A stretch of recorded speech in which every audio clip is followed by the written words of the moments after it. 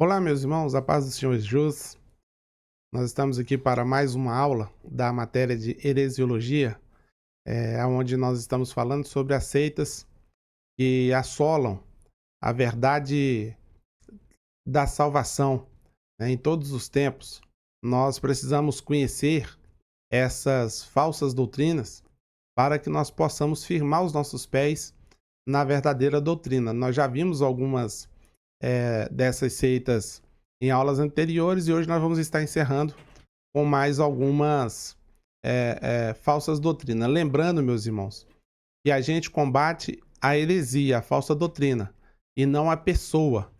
É muito importante, eu gosto de frisar muito, que a gente não está em guerra contra carne e sangue. Ou seja, nós lutamos contra o pecado e jamais contra o pecador. Porque o fato de uma pessoa professar uma outra religião não desmerece essa pessoa e ela não deixa de ser digna de ser respeitada. Uma coisa é a gente não concordar, e a gente tem direito de não concordar com qualquer coisa que a gente, né, exceto com a questão que envolve as doutrinas bíblicas. Se eu não concordo com a doutrina bíblica, logo eu não concordo com a palavra de Deus. Aí eu tenho um problema, né? Mas eu estou falando em relação às outras coisas da vida. Concordar é uma opção, respeitar é uma obrigação. Então, independente da fé que a pessoa professe, é uma obrigação que nós temos de respeitá-la. Agora, é uma opção que nós temos de concordar. E a nossa opção é ficar com a Bíblia como nossa regra de fé e de prática.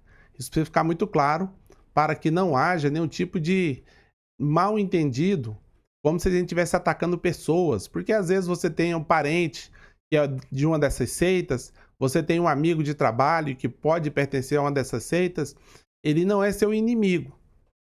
O seu inimigo são as verdades ou as falsas verdades que ele professa. E você precisa estar preparado, munido com a palavra de Deus, para responder com mansidão a qualquer que vos pedir razão da vossa esperança. O apóstolo Pedro nos ensina isso. Por isso nós precisamos crescer na graça e no conhecimento.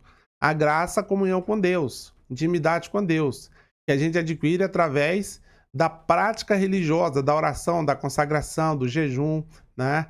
da meditação da palavra, dos devocionais.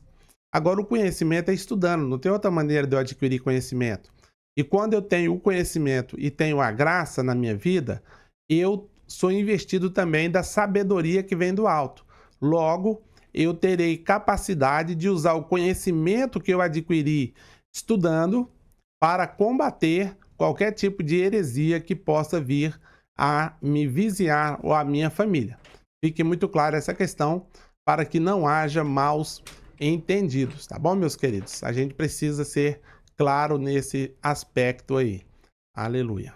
Iniciando na página de 112 da sua apostila, fala sobre o mormonismo. Nós vamos estar vendo aqui algumas características e alguns fatos históricos do mormonismo. Lembrando os irmãos que aqui é apenas um resumo da matéria. Você precisa ler com atenção toda a sua apostila para você adquirir um melhor conhecimento sobre o assunto. O texto da página 112 vai dizer: a história do mormonismo tem início com a pessoa de Joseph Smith, nascido em 23 de dezembro de 1805, no condado de Windsor, estado de Vermont, nos Estados Unidos da América. Portanto, Joseph Smith é um personagem que remonta ao século XIX, o início do século XIX. Veja quão antiga é esta seita. Lembrando que a Assembleia de Deus, ela é do início do século XX, né? Ela é de 1911, portanto já é uma igreja fundada no século XX. Nós estamos no século XXI, né? E a nossa igreja já tem aí 114 anos, não é isso? Isso é muito importante a gente saber, porque muitas das vezes a gente pensa que a doutrina é nova, que a heresia é nova, e não é. Ela é mais antiga do que o próprio movimento pentecostal moderno, do qual pertence a Igreja Assembleia de Deus. Não confunda o movimento pentecostal moderno com o neopentecostalismo, são coisas diferentes, tá bom? o neopentecostalismo ele já é muito mais recente e também tem assolado muitas igrejas aí com doutrinas deturpadas, com doutrinas enviesadas e que tem confundido a cabeça de muitas pessoas. No caso do mormonismo, é interessante que a gente chama eles de mormons, porque você vai ver aí na sua apostila, foi um encontro que ele teve com um anjo chamado Moroni, e esse anjo trouxe para ele umas revelações, e entre as revelações ele tinha ali um filho chamado Mormon, e por isso ficou, né, chamado e conhecido a seita como mormonismo, tá? Mas a igreja tem outro nome e nós veremos isso em seguir. A Igreja dos Santos de Jesus Cristo dos Últimos Dias. Agora, provavelmente você deve ter um pouco mais de similaridade com a heresia ou a seita mormonista. O nome da igreja oficialmente é a Igreja dos Santos de Jesus Cristo dos Últimos Dias. Os Mormons, como são chamados, foi organizada por Joseph Smith em 1830, no estado de Nova York, e conseguiu convencer algumas pessoas sobre a fantástica história das visões, revelações e encontros. Você vai ver aí que existem algumas histórias até interessantes. Eu já li uma parte do livro dos Mormons e a história é bem fantasiosa. A história, literariamente falando, quando a gente está falando só de literatura, é uma literatura até interessante, como assim, uma imaginação, porque a gente, de fato, não acredita que esses fatos tenham ocorrido. Então, fruto da imaginação ou da invenção de alguém, como ficou comprovado posteriormente, né? Mas é uma imaginação muito fértil para se escrever aquelas aventuras ali do Joseph Smith. Os principais ensinamentos da Igreja dos Santos de Jesus Cristo dos Últimos Dias são os seguintes, está na página 103 da sua apostila. A pluralidade de esposas, nome difícil de falar, né? É mais fácil falar poligamia. Poligamia é o casamento com mais de uma pessoa. No caso deles, não há menção de que uma esposa pode casar com mais de um marido, mas o marido pode ter várias esposas. Esta aí é a pluralidade de esposas. Se a primeira esposa concordar, veja só a sagacidade dessa seita. O raciocínio é o seguinte: eu tenho uma esposa e eu converso com ela e falo, olha, eu preciso de uma outra esposa para conviver conosco. Se a minha esposa concordar, logo não é infidelidade, porque geralmente a traição, ela é feita de forma secreta, de forma às escondidas. Mas se a pessoa conhece o fato e aceita o fato, logo não é adultério nem traição. A pessoa concordou em conviver com essa outra pessoa, né? Veja só a sagacidade, né? A habilidade maligna de se pregar esse tipo de heresia. E o que é importante salientar aqui, meus irmãos, é que quando a gente lê a Bíblia no Antigo Testamento, a gente vai ver ali muitos personagens com várias esposas, muitos personagens. Praticamente quase todos eles tinham mais de uma esposa. A exceção talvez seja Isaac, e José, mas a maioria dos patriarcas, Abraão, ele teve a sua esposa Sara, mas também coabitou com Agar. Jacó, ele teve 2 esposas e 2 concubinas, de qual geraram ali os seus filhos, não é? E a gente vai fazendo a conta. Davi tinha uma quantidade enorme de esposas. Salomão, né, conhecido como as suas 700 esposas e 300 concubinas, tomando um total de 1000 mulheres. Mas você não vai ver em momento nenhum na Bíblia Deus concordando com isso.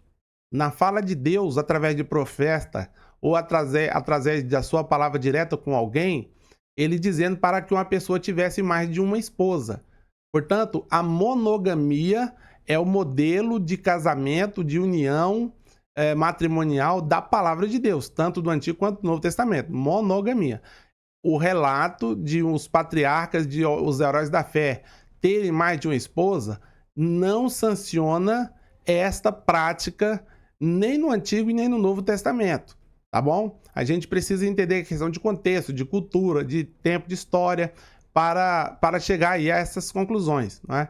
Porém, nós, repito, não encontramos textos bíblicos mencionando que Deus aprovou ou apoiou qualquer tipo de conduta que não seja a monogamia, que é o casamento entre um homem e uma mulher, tá ok? Para ficar muito clara essa questão aí, para não haver nenhum tipo de dúvida.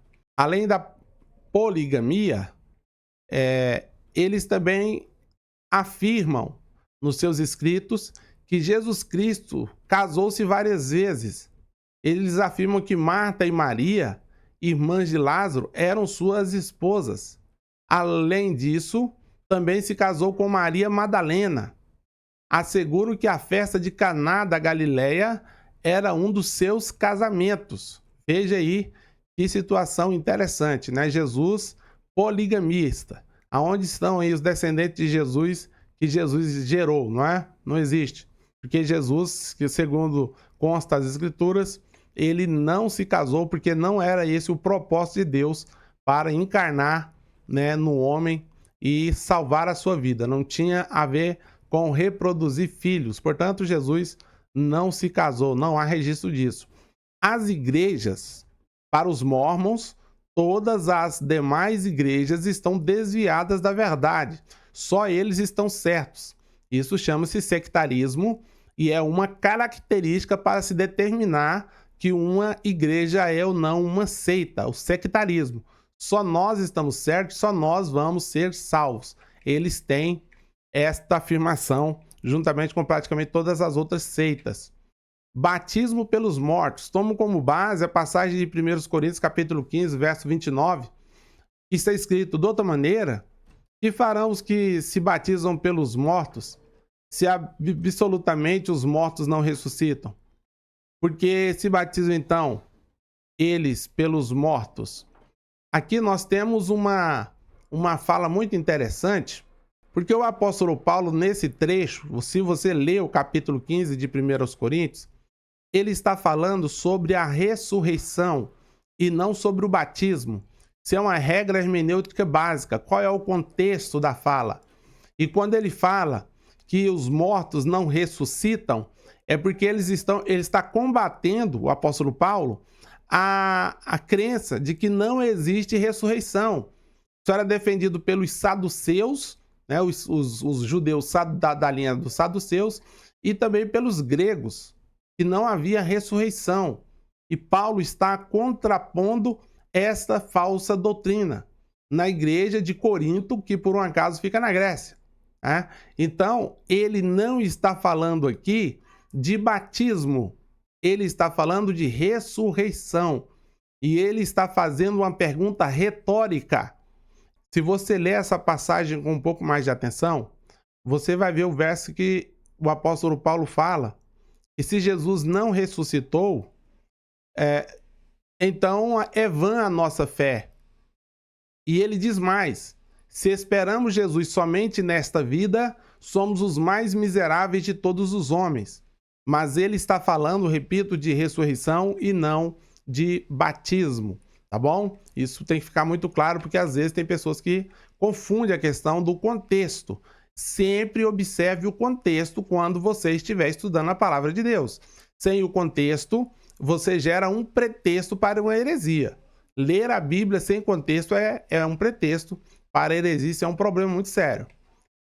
Continuando, nós vamos para a página número 114 e fala sobre os anjos. O que eles acreditam ser os anjos? São seres que estão em aperfeiçoamento.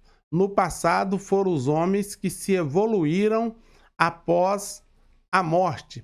Essa parte aqui, meus irmãos, ela é muito interessante quando eles dizem que os anjos são seres evoluídos, que são homens glorificados. Seria mais ou menos dizer o seguinte: nós estamos aqui nessa terra, aguardando a ressurreição dos justos e também o arrebatamento da igreja.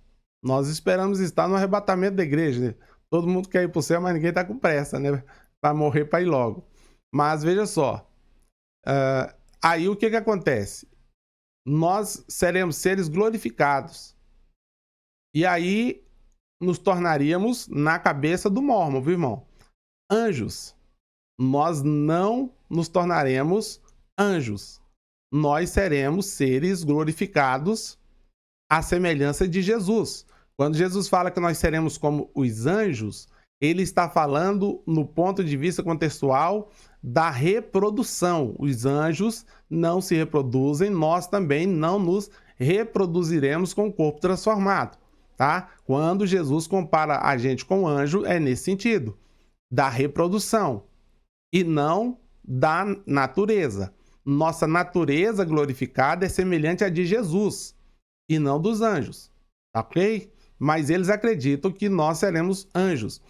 E logo eles acreditam que houve uma geração passada, ou seja, pré-adâmica, onde esses homens foram também salvos, obviamente, provavelmente nem todos, mas os que foram salvos se tornaram anjos, seres glorificados. Não há nenhuma base bíblica para isso. O nome disso é heresia. Quando você faz uma afirmação do ponto de vista doutrinário, de crença, de fé, que não tem base bíblica, é uma heresia absolutamente completa, tá ok?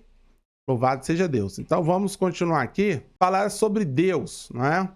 O Pai tem um corpo de carne e osso, tão tangível quanto o do homem. O Filho de Deus também é assim.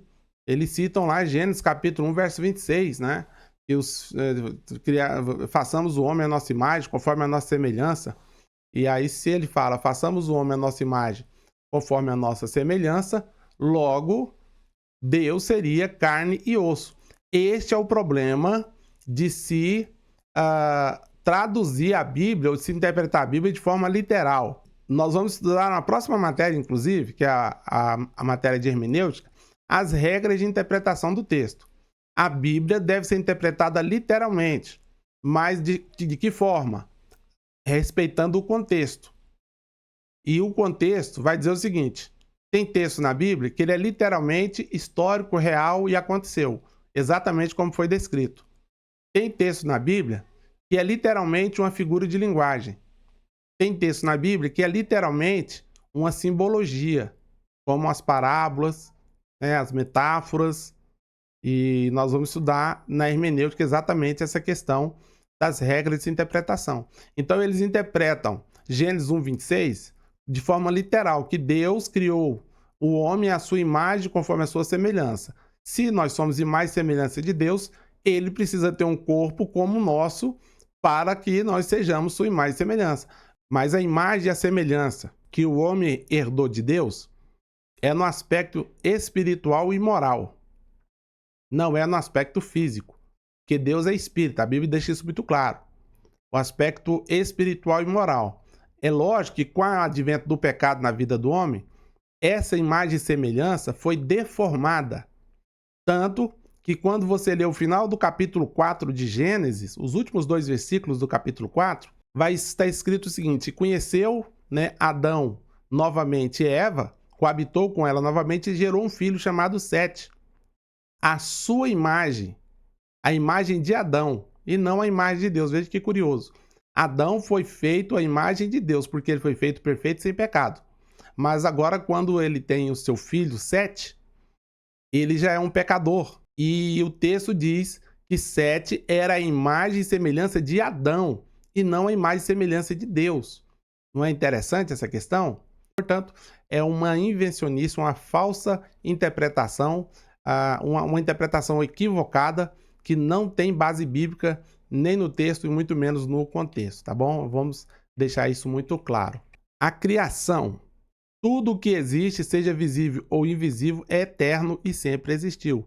Eles não creem que chegou um determinado tempo na eternidade que Deus resolveu criar o universo e nesse universo criou também a terra e o homem, os animais e tudo que neles habitam. houve um tempo que só existia o Pai, o Filho e o Espírito Santo, que eles são eternos na totalidade da palavra. Porém, as coisas criadas, elas teve um princípio, tanto que o texto está escrito no princípio. Mas quando o texto fala no princípio, não está querendo dizer no princípio da eternidade, porque a eternidade ela não tem princípio. Deus, ele é Deus desde sempre. Não há início da existência de Deus. Agora, da criação de Deus há. Da criação de Deus, o princípio foi quando ele criou os céus e a terra.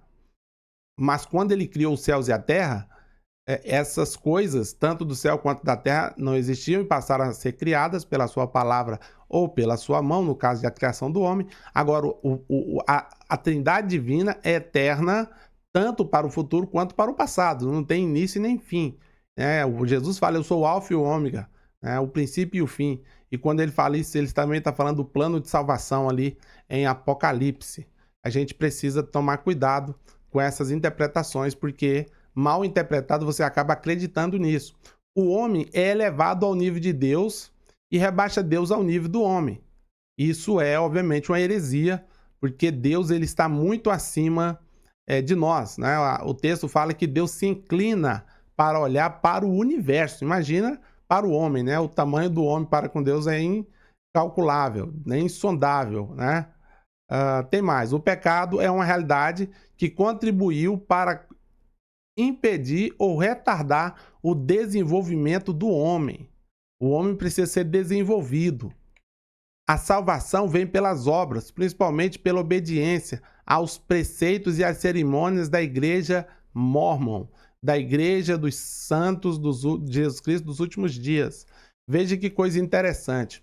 Basicamente, nesse caso aqui, irmãos, eles estão dizendo que nós precisamos evoluir, como acreditam os da doutrina da reencarnação, que a gente vai evoluindo até alcançar um espírito de luz, a ser um espírito iluminado.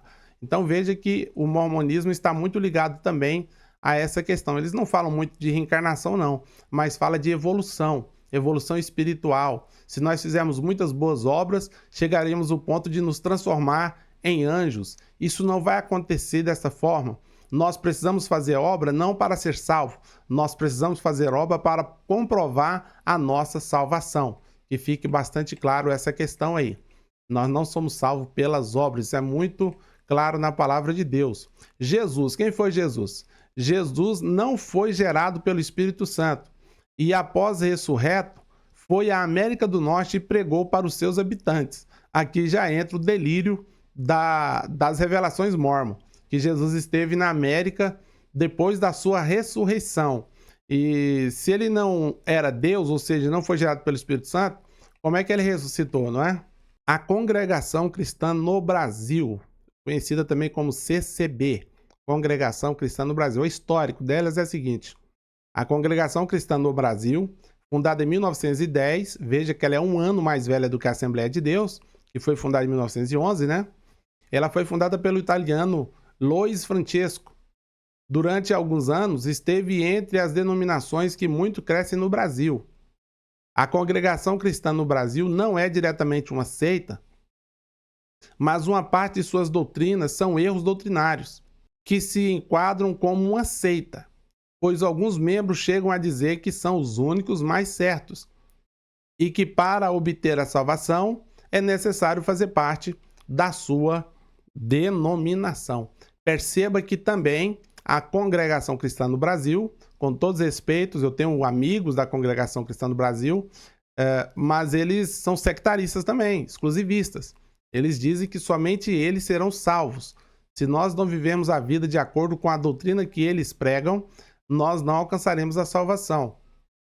E no caso, irmãos, dos CCBs, boa parte das suas crenças não se baseiam necessariamente em heresias, e sim em erro de interpretação do texto. Nós vamos ver o porquê disso, porquê que eles erram tanto a interpretação do texto. Agora, você vai continuar aí na página de número 19, os aspectos das doutrinas da Congregação Cristã no Brasil. Vamos ver. A igreja não precisa de nenhum outro pastor além de Cristo. eles baseiam esse texto na carta do apóstolo Pedro, quando fala do nosso único sumo pastor e bispo, né, como sendo o único pastor Jesus Cristo. Mas veja só o que Paulo escreve aos Efésios, capítulo 4, versículo 11. E ele mesmo, ele quem? Jesus. Deu uns para apóstolos, e outros para profetas, e outros para evangelistas, e outros para pastores e doutores. Veja também o que está escrito na carta aos Hebreus, capítulo 13, versículo de número 7. Lembrai-vos dos vossos pastores, que vos falaram a palavra da verdade, a fé dos quais imitai, atentando para a sua maneira de viver. Como não poderia existir pastor se o próprio Cristo, primeiro, determinou a distribuição dos dons ministeriais, que é ministrada pelo Espírito Santo nas nossas vidas? Se Jesus, ele edifica a igreja, treina os seus apóstolos para serem o quê? Para serem líderes. Depois Jesus aparece para João na ilha de Patmos e manda João escrever 7 cartas. E cada carta foi enviada para o anjo de cada igreja. A gente às vezes faz uma confusão dizendo que foi enviado para a igreja. Não. O texto fala que a carta foi enviada para o anjo da igreja. E o texto deixa muito claro lá no Apocalipse, capítulo 2, no final do capítulo 1 também, início do capítulo 2, que os anjos a qual ele está se referindo são os pastores das igrejas. E essas 7 igrejas na Ásia que receberam a sua carta foram os pastores. Logo, se Jesus não tivesse deixado na terra pastores, como ele próprio mandaria João escrever para esses personagens? Na congregação cristã no Brasil, temos a figura do ancião. O ancião é o líder da congregação cristã no Brasil. Logo, ele é o pastor da igreja. Ele só não admite ser chamado de pastor. Mas veja, ele pode ser chamado de presbítero, como na igreja presbiteriana. Ele pode ser chamado de pastor, como nas igrejas pentecostais e a maioria das demais igrejas. Ele pode ser chamado de ancião, como é o caso da CCB. Ele é o líder. Ele é o representante, ele é o responsável por gerir administrativamente aquele trabalho. Eu costumo dizer que ele é o cara que paga as contas, não é? O responsável para pagar os boletos que a igreja tem conta para pagar. Então, nós, assembleianos, chamamos de pastores. Os da CCB chamam de bispo. Os da presbiteriana, as mais tradicionais, chamam de presbítero. Qual o problema? Não há problema nenhum no nome, porque o ofício é basicamente o mesmo. O problema da CCB é que, como o ancião tem o ofício de ensinar a igreja, e uma das coisas que eles pregam, que é a mais reprovável possível, é não poder pregar para outras pessoas, aí nós vamos ver isso aí. Mas antes, em relação à questão das mulheres, a CCB diz que as mulheres cristãs elas devem usar o véu durante o culto. Eles tiram isso do texto de 1 Coríntios, capítulo de número 11, mas vamos dar uma olhada no texto rapidamente, só alguns versículos. Você pode ler o texto inteiro depois na sua casa, você deve inclusive lê-lo, né? Mas aqui eu só vou colocar alguns versículos para elucidar essa questão do véu. 1 Coríntios, capítulo 11, versículo de número 6, vai dizer o seguinte: portanto, se a mulher não se cobre com véu, tosqueie-se também. Mas se para a mulher é coisa indecente tosquear-se ou rapar-se, que ponha o véu. Veja só mais um versículo. Mas ter a mulher cabelo crescido lhe é honroso, porque o cabelo lhe foi dado em lugar do véu. Veja que coisa interessante. Ele fala no versículo 6 que a mulher deve usar véu, mas no versículo de número 15, ele diz que o cabelo foi dado para a mulher no lugar do véu. Se o cabelo está no lugar do véu, qual o sentido de se usar o véu, né? E mais um versículo ainda para completar. Ele vai dizer: julgais entre vós. É decente que a mulher ore a Deus descoberta? E aí ele faz uma colocação perguntando: vocês podem determinar se a mulher usa ou não véu, né? Julgar entre vós. Portanto, meus irmãos, o que acontece aqui é uma má interpretação do texto da primeira carta aos Coríntios, capítulo de número 11. Porque, veja, para quem Paulo está falando isso? Para os gregos de Corinto. Havia um problema em Corinto, né, de uma questão das mulheres que se convertiam, para não se parecer com as mulheres que não eram convertidas, e muitas eram tidas como mulheres prostitutas, vamos dizer assim, não é? As mulheres precisavam cobrir a sua cabeça com véu, mas elas viviam assim. Elas não usavam somente no culto. E os CCBs dizem que é durante o culto. E para qual outra igreja, além da igreja de Corinto, Paulo recomendou o uso do véu? Ele escreveu 13 cartas. 2 foram para os coríntios e as outras 11. Em qual das outras 11 cartas ele escreveu para alguma igreja que a mulher precisava usar véu? Ele falou isso para as irmãs da igreja de Roma? Não. Ele falou isso para as irmãs da igreja da Galácia? Não. Ele falou isso para as irmãs da igreja de Filipos? Não. Ele falou isso para as irmãs da igreja de Colossos? Também não. Ele falou isso para as irmãs da igreja de Tessalônica? Não. Ele falou isso apenas para as irmãs da igreja de Corinto. E isso indica, primeiro, cultura, que é uma coisa regional. Segundo, costume, porque havia ali uma situação em que o véu distinguia uma mulher de outra, tá? Portanto, é um costume. Julgai entre vós se a mulher usa ou não usa o véu, né? Ok. Se eles querem que as mulheres usem e as mulheres aceitem usar, isso não é heresia. Isso é apenas uma má interpretação. Não é cultura do povo brasileiro fazer isso. Mas não tem problema usar o véu. Agora, dizer que é pecado não usar o véu, aí se torna uma heresia. Porque quando você coloca algo na perspectiva de pecado, você está falando do ponto de vista doutrinário. Aí você está transformando um costume em uma doutrina. Isso é um erro crasso da teologia. E a Igreja Assembleia de Deus sofreu por muitos anos com esse erro, confundindo costume, cultura com doutrina. Os irmãos mais antigos na Igreja Assembleia de Deus sabem disso. E por muitos e muitos anos, especialmente as mulheres, sofreram muito com as limitações dos seus usos, dos seus costumes, das suas vaidades, né? Todo mundo tem direito de ter sua vaidade, só não pode ser escravo dela, como eu sempre falo. Mas se você coloca um costume como sendo uma obrigação doutrinária, é um erro. Então, os CCBs, desde que eles deixem exclusivamente para as mulheres da sua denominação, né, e não querer impor isso, como eles gostam de querer impor nas outras igrejas, ok, eles que usem o véu, não tem problema nenhum. Os crentes devem se saudar com o ósculo santo. O que é o ósculo?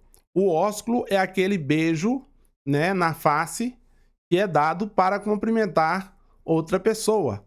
Aqui no Brasil é mais costume mulheres cumprimentar outras mulheres com um beijo no rosto. É um ósculo santo. Mas não é costume no Brasil homens fazer a mesma coisa, exceto pais e filhos ou amigos mais íntimos, mas a cultura do Brasil é apertar a mão. Aperta a mão, dá um abraço. É o costume do cumprimento no Brasil. Não é costume no Brasil, de forma predominante, beijar a face da outra pessoa. Se você tem um amigo que é um amigo muito chegado, uma pessoa muito... você pode chegar e dar um beijo no rosto dela? Pode, não tem problema nenhum, é seu amigo.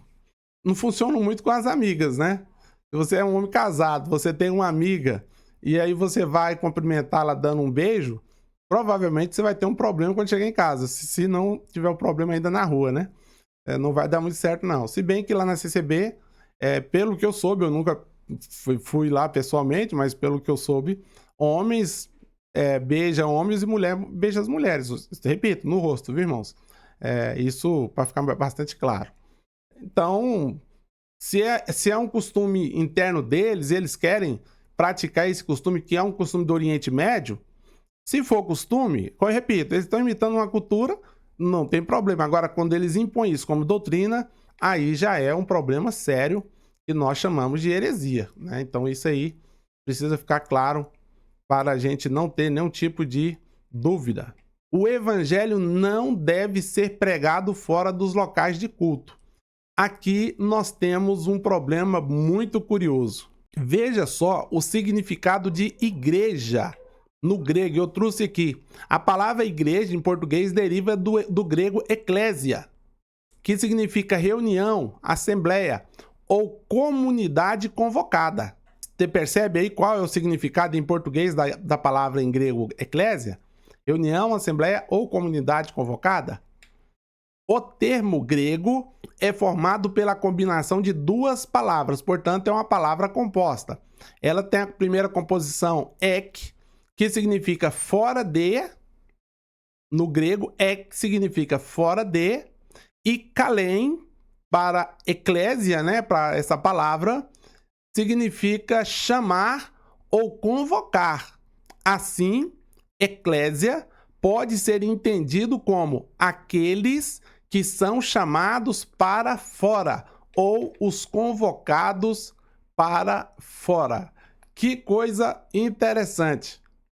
Enquanto o CCB diz que só pode ser pregado o evangelho no local de culto, que nós chamamos de templo, o próprio termo que o Senhor colocou para os seus escolhidos na terra é chamados para fora e não chamados para dentro. Veja que coisa curiosa. A própria definição da palavra já derruba por terra esta falsa doutrina.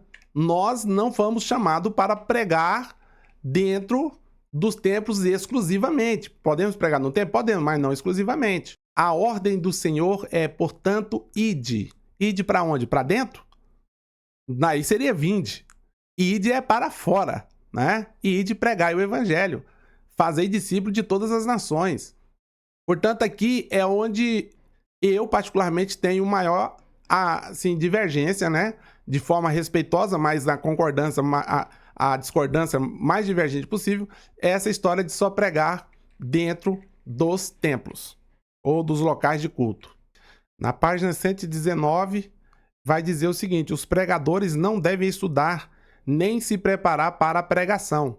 E eu já fui questionado por CCB acerca dessa questão, e eles usam como justificativa o seguinte texto: Lucas capítulo 12, versos 11 e 12, que diz: e quando vos conduzirem às sinagogas ou aos magistrados e autoridades, não estejais ansiosos de como ou do que haveis de responder, nem do que haveis de dizer, porque na mesma hora vos ensinará o Espírito Santo o que deveis falar. Esse texto ele é muito cristalino, irmãos. O contexto dele. Em que momento o Espírito Santo vai colocar palavra nas nossas bocas para que nós falemos aquilo que nós devemos falar? Quando fomos conduzidos às sinagogas, aos magistrados e às autoridades. Como nós lemos no capítulo 5 de Atos dos Apóstolos, os apóstolos sendo conduzidos diante das autoridades do sinédrio ali, dos judeus, dos saduceus, do templo, depois de ter curado aquele coxo, João e Pedro, e eles foram severamente exortados a não mais pregar no nome do Senhor. E o Espírito Santo colocou palavra na boca do apóstolo Pedro, quando ele diz: mais importa obedecer a Deus do que os homens. Portanto, esse texto não deve ser tirado do contexto, porque o grande problema do texto é você usá-lo fora do contexto. O Espírito Santo vai te colocar a palavra na boca um dia que você precisar ir diante das autoridades testemunhar da sua fé. Mas uma coisa que a gente precisa saber e deixar muito claro é que muitos apóstolos, muitos discípulos, muitos seguidores de Jesus no decorrer da história, eles foram levados diante dos tribunais por causa da sua fé e eles tiveram ali a ação do Espírito Santo falando através da sua boca, e quando eles concluíram a sua fala, eles foram levados para execução. Logo nós entendemos que o Espírito Santo coloca a palavra na boca do crente para defender o evangelho, para defender o reino de Deus e não a sua própria vida. Tem pessoas que acham, eu estou pregando o evangelho, eu estou imune da morte. Não, não, nós somos seres humanos e ser humano pode morrer de várias maneiras. E pode acontecer, tá? O apóstolo Paulo, ele foi lá diante de César, se defendeu das acusações falsas dos judeus. E o que aconteceu com ele? Foi absolvido? Não, ele foi executado.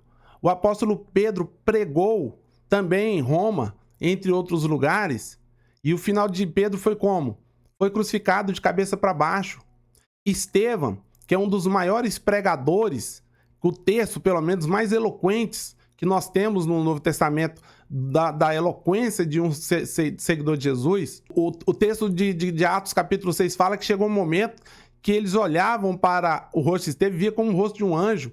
E as palavras de Estevão eram tão poderosas que os fariseus que estavam debatendo com eles tapavam os ouvidos. E ao final, sem argumento, apedrejaram Estevão até a morte. Estevão se tornando, portanto, o primeiro mártir da história da igreja. Mas não foi o único.